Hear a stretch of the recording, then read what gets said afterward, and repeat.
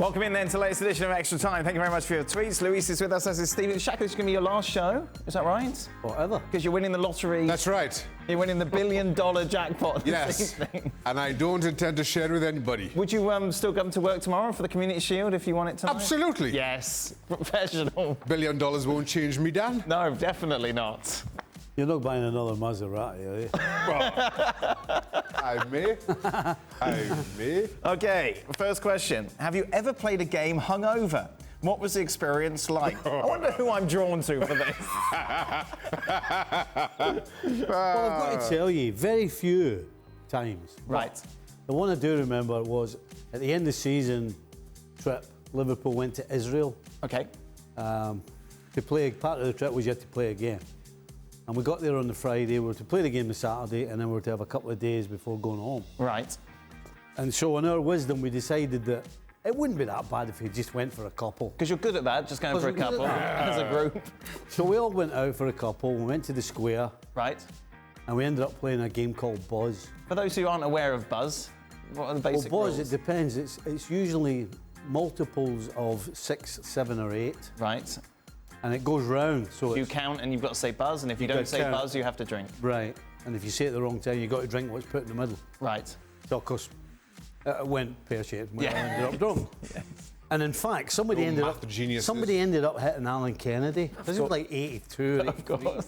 Somebody ended up hitting Alan Kennedy. And then one of the directors came back and told us all to get back to the hotel at like 1 in the morning. Anyway, next morning we had a meeting. Joe Fagan called a meeting. And everybody was in the room. He said, right, who was there? And of course, everybody that was there put their hand up. So there was like, the sensible ones weren't there. Okay. You know, your Sounitis Yeah. and your Douglas, they weren't there. But all us idiots. Steve Nicol was there. Yeah. And Joe just said, right, every one of you's playing. Because it was the day of the game. Oh, yes. And I always remember David Hodgson in the toilet. Right. Before the game. Yeah. Hanging over the sink, just throwing up. Lovely. And he's turned to Joe Fagan and went, boss, I don't know whether Joe Fagan went, let me tell you, if I've got to drag you on there myself, you're playing. Wow. Well, I'll tell you what, it's hard going. For a goalkeeper, it's easier, isn't it? Just standing around. Well, it depends on where that game is, Dan. the only time I can recall playing a game slightly hungover after a few drinks was in Tobago. Right. During the day. It's roasting hot. Wow. Pitch is rock hard. Friend of mine was getting married. So I was at that and then flew to Tobago to meet up with the national team to play a friendly against a local team. And that was hard work. Really? That was, middle of the day in Tobago, wedding the night before, jump on a flight the next morning. That was some turnaround, let's just say. Luis? No, never happened to me. I'm so sorry. No, don't apologise. Disappoint you. I don't have those stories. I don't have that kind of story. No, never arrived to a game feeling How tipsy. dare you not ever play? How dare you be a professional? By the way, I kept a clean sheet, just remembered. Well, from the sound of it, it's a local team, Shaq, that you're playing. Yeah, but I was very proud of my clean sheet that day, Dan. For all, part of Plymouth Argyle's pre-season training included a session led by the Royal Navy. Players running in the waves, hoisting stretchers and so on. What was the most unique pre-season training situation you found yourself in, and was it effective? Why are you laughing? Just at the thought of it. Yeah. Really? I didn't have to do anything like that. I don't know why you're looking at me all weird. No, I know you're chuckling away. Luis, pre-season... I had a few tough ones when I landed in Mexico. First pre-season was okay with Puebla, but when I arrived to Pumas UNAM, hopefully they don't do that to Dani Alves, just arrived there. I did it during 2 weeks, 3 sessions a day. And it was on Mondays, run for an hour on the beach. Then you have the training at midday, that it was weights, and then the training in the afternoon. And the second day, it was no in the beach, but you have to go to the golf course. And then it was an hour at the golf course, and then weights, and then training. Like that for 2 weeks. And actually it was one of the toughest that I ever had, and didn't work out with me because I was already 34, 35. So my body couldn't follow those guys, that they were all young.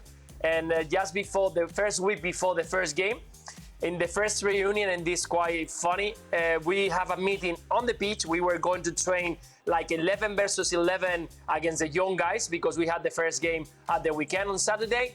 And while the manager was talking, a ball came from somewhere. So I tried to control it with my chest and lying down nicely with my foot. When I did that, I pulled my calf. Don't tell me how it happens. I was just standing still. I tried to do that and I pulled my calf. I have to wait for 3 weeks to make my debut for Pumas. It was a poor beginning, but that's the way it is. I wasn't ready for those kind of preseasons anymore. Ouch, ouch. Stevie? I actually did one at Notts County. Okay. Manager took us down to Kent, down where the White Cliffs of Dover are, to an army place. And I thought, what is going on here? Why are we doing this nonsense? What has this got to do with football? Right. But in the end, it actually was good for building morale. Oh, yeah? Because we stayed in the barracks. Wow. There was like 10 of us in a barrack. We got woken up at like 6:30 in the morning with a bugler. Right. So we had to swim. The first thing we did was go swimming. So they dropped like concrete blocks into the bottom of the pool, and you had to dive down and bring it out. Right. Stuff like that. And then we'd have breakfast and then go for a run down the cliffs. So you'd have teams of like 7 or 8, and you had this huge, big, long log. And you're okay with it? I actually enjoyed it. Wow, Stevie. And then in the afternoon we would do like the assault course. Right, okay. I actually really enjoyed it. Wow. Yeah, the only thing I didn't like was living in a barrack. It was like, Yeah, I can't imagine. it was kind of like being a schoolboy again. Quite The actual stuff was, I liked it. It was good. For Luis Garcia, it's the 91st minute on the final day of La Liga. You win a free kick just outside the area, and that almost certainly will guarantee you the win if you score it. Which past or present La Liga player would you get to take it? Easy, Messi or Ronaldinho, one of those. I'll be happy for them to take any spot around the outside of the box. They were the best one for me. Barcelona bias, obviously, from Luis Garcia. No Beckham, no Roberto Carlos. I could go for I could go for Beckham. Yeah, I think so. I could go for Beckham. Even Asuncao back when he was playing for Betis, it was quite impressive. But I will go for those two. I mean, Messi is outstanding from free kicks, and Ronaldinho had the chance of training with him, and he was just incredible. So yeah, one of those two. Of course, Beckham, he was one of my favorites as well when he was playing for Real Madrid. Roberto Carlos, of course, scored that famous goal against France, didn't he, at Wembley? And when I was at Madrid, he would take every free kick. I don't think I saw him score one.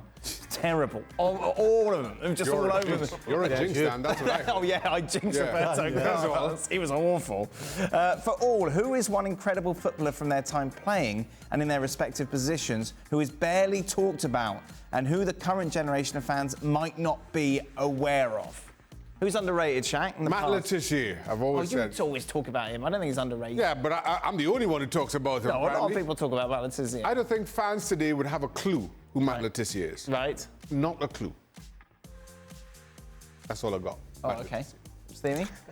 I'm going to go for an old Liverpool teammate of mine. Okay. Gary Gillespie. Right. You know, he was unfortunate because he followed one of the best partnerships Liverpool ever had in Hansen and Lawrenson. And for some reason, he's never spoken about. But, I mean, you talk about passing the ball out from the back. He was a great passer of the ball. Right. He was a smart defender. But he never gets a mention. I think he, above everybody that I played with at Liverpool, would be the most underrated. I'm going to throw another name. Hold on. Park Ji-sung from Man U. Right. Okay, carry on. I just threw it. Very assertive, Shaq. Yes, God, you're billionaire weight.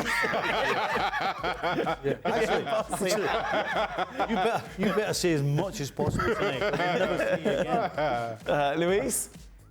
No, I don't have much. I got one that no one will remember. He played also in first division for a couple of years, then second division, but he was probably one of those special players who you meet during your early ages in your career. It was the partnership of Xavi. It was called Mario Rosas. He was the most incredible player we ever seen. We all thought that he was going to make it to the highest level, become world-class player, golden boot and whatever. And he didn't manage. And we had the chance of talking about him quite a few times. Xavi also mentioned him in quite a few interviews. And he just didn't make it to the top because of different situation when he was younger. But he was one of those kind of players that when you are 18, 19, you are making the next step for Barcelona. He also was training with Van Gaal during 2 years, doing preseason and training every single day with the first team. And no one will remember this former player, that for us it was probably the best player we ever had next to us. And he was called Mario Rosas, and it was quite incredible career that he didn't make it to the highest level. Next question, Luis, one I'm sure you're asked a lot. What was it like in the dressing room during half-time, the 2005 Champions League final? Did you think the game was done at that point? Yes, I think it was done, and I think that every single player inside the dressing room thought the same way. But at the end, you kind of try to think about something positive, try to keep hope about maybe scoring a goal, something like that. Of course, inside the dressing room, no one was thinking we are going to make it. No one was shouting, no one was screaming or trying to give those kind of inspirational speeches. But we found a very calm Rafa Benitez, who kind of work out a little bit the way that we were going to play in the second half, with Steven Gerrard a little bit higher on the front and Didi Hamad in the middle to try to hold a little bit. And I think that kind of message that he sent of calm, having kind of a plan B, let's start like this and see how it goes, and then once we score the first one, we'll think how to manage. But first of all, don't concede goals and try to call that first one. We going out like this, and I think it worked. We felt comfortable. They start going back, and we scored the first one, the second one very quick, and the third one arrived right after. Just in 6 minutes, we kind of equalized that final. But the dressing room was destroyed after those 45 minutes in the beginning, and well, it was kind of a miracle, to be honest. The story is, Luis, isn't it? The Rafa said, listen to the fans who were still singing. Was that right? Yeah, that's what they... It was a kind of... We couldn't hear at all the fans, right, because... so that's a good... There is no chance that you can hear anything from inside the Atatürk Stadium, because they are miles away. You are surrounded by concrete, so you cannot hear anything. Fantastic. But I think that the message was like that. Listen, there are 50,000 fans outside. We have to make them proud. They came from everywhere, so let's go outside and give 100%, and please don't concede any more goals. And that was the main thing, to be honest. Did you watch it in Switzerland? Or am I thinking of a different game? No, I was here. Oh, you were here? I was here with Joe Tollison. Right. And Seamus Marlon. Wow. Yeah, and at half-time, I wanted to go home. I bet you did. I was like, oh, no. We all wanted to go home. I bet they wanted you to go home as well. Yeah. Dear Dan, I'm looking to enrol myself at the Dan Thomas School for Smarty Pants. Who are faculty members? I think Stevie is the head of culinary arts. Stevie had how many bags of chips today during the game? 3. 3? We're only wee bags. And the Twix. The Twix. Shaka, a Spanish language professor. C. Yeah, very good. Don is Dean of Mathematics and Statistics. Oh, yes. Craig is a meditation instructor. Don's been telling us about how he gets groomed when he goes to the barber, and Luis, as the man, of course, who looks better than anyone on this show, not that that's difficult. Where do you stand on sticking cotton buds with wax up your nose and your ears to get the hair out? No. I saw Dutch talking about that. I never thought that. Never. It's very random. For Luis, who had the more powerful shot, Gerrard or Riise? Probably powerful, Riise. Yeah, it was pretty. It will be very close, but I think Riise was more powerful. I think that more accurate and powerful was Steven Gerrard. That's why he scored so many goals. But Riise was, very strong on that. Yeah. Stevie, this is deep. You were part of a dynamic Liverpool team that was very dominant. When did you know that your window as a team had closed?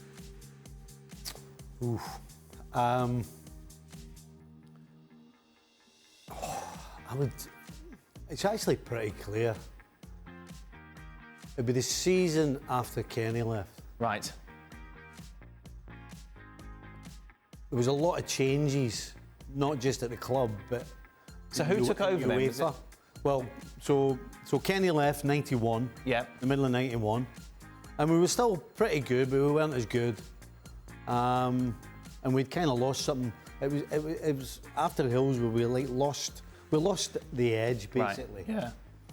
And Kenny left, and Ronnie Moran took over for the rest of the season, and then Souness came in the next year.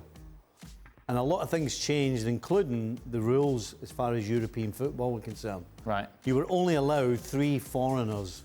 If you played in Europe, you only had 3 foreigners. The rest had to be home-based players. And so, I mean, the 90% of our team were foreigners. You know, I think we had 3 or 4. A squad of 14, we had 3 or 4 English-based guys. Right.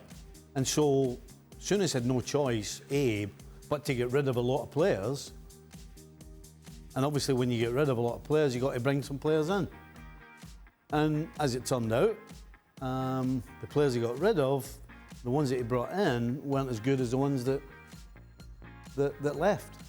And actually, the truth of the matter is, the players that he bought were the players who, at the time, were supposed to be the top players. Right. You know, people like Mark Wright, for example. Dean Saunders came in.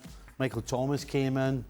But the shirt was heavy for a lot of them. Yeah. Well, the shirt was heavy for a lot, but again, when you're making 6 and 7 changes at once, it's very difficult to go from being the best team and expecting to make 6 or 7 changes to your starting 11, not just your squad, and expect to be the same. And so, when that season started, it became pretty clear that we were not the force we were. Very interesting in Stevie's book when he talks about that in more detail, which is called, Stevie? 5 league titles and a bag of crisps. A bag of crisps. Final question. Dr. Shaka. What is the best destination for Cristiano Ronaldo based on the algorithm? State United, Sporting Lisbon, Atletico Real Madrid, or MLS? I said Sporting Lisbon. You said that yesterday. Yeah. Was it yesterday? I don't know. It seems that every day rolls into. Yeah. I said it at some point in the last 2 weeks. Yeah. May have been yesterday. Maybe. Well, at Sporting Lisbon, the algorithm remains consistent. That's it. We are done. Thank you very much. Good luck tonight.